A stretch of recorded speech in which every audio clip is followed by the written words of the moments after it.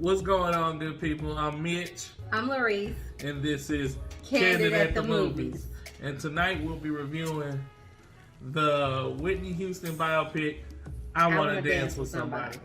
Starring Naomi Ackie, Ashton Sanders, Stanley Tucci, and a few other ensemble guests or actors. I'm gonna let you start off, LaRese. What did you think about this movie? Okay, so I kind of came into the movie thinking that I'm gonna see like a biopic of Whitney Houston and, you know, her singing career and like different things that I didn't know and this, that, and the other. It started off like a love scene between people that weren't supposed to be together. Like, I was highly disappointed because that's not, for one, it wasn't even advertised like that, and then it just wasn't something I wanted to see. Like, the whole first half of the movie was trying to be a love story. Like, it just didn't work for me. I didn't like it. I can understand where you're coming from. It definitely wasn't what I was expecting to go see when it looked like you're going to see a Whitney Houston biopic. Nope. Half the time, the first 40 minutes was about her and dealing with this relationship that wasn't supposed to happen or wasn't accepted.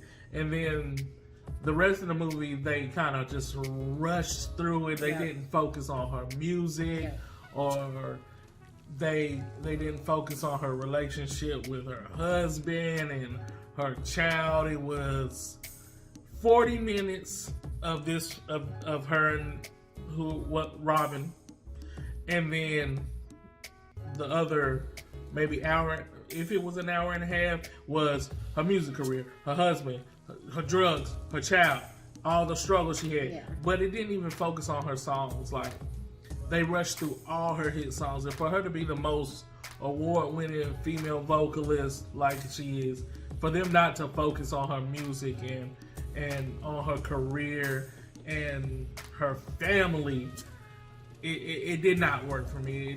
And I was highly disappointed considering that these are the people who made Bohemian Rhapsody, which was an amazing movie. So my hopes were up. I was like, oh, they know how to do that. They're gonna get this one right. And it's Whitney Houston, and half her songs you didn't even play. Yeah. And when they did play, it was the background music. It wasn't showing her singing it. It was bits and pieces of it. I came in this movie expecting to learn something that I may not have known about her, and not something that may have been hinted at her whole life or that was never really confirmed that you just threw out there. I was expecting to learn something that I didn't know about her through her career, her struggles, what else. And this just did not hit the mark. It didn't close at all. Or maybe something like a tribute. You know what I'm saying? Like it wasn't that easy. Yeah, it wasn't. I just didn't like it, and I think a lot of it just comes from the movies now. They're always trying to include and overly include, and it didn't work for me. It just didn't. And I'm okay with the inclusion. That doesn't bother me to the point to where it will ruin the movie. But when I feel like it's you're making that more important than the story, that's when I have a problem with it. I think the relationship that you really got to see was her and Clive Davis. And you didn't see that much about it. But you were able to see like how close they were. Yeah. And that's just like bits and pieces of like her going to his house or her coming to his room, you know what I'm saying? Or just being like comfortable around him. Yeah. You were able to see that. Like, there wasn't really anything like a lot with her family. It just, I don't know. It just, I was just thinking that it was going to be something different. They even made, that's all. They even made her relationship with Bobby Brown seem small, seem like they didn't really care for each other. It was all a facade. They tried to make it seem like Bobby was the worst thing that happened to her.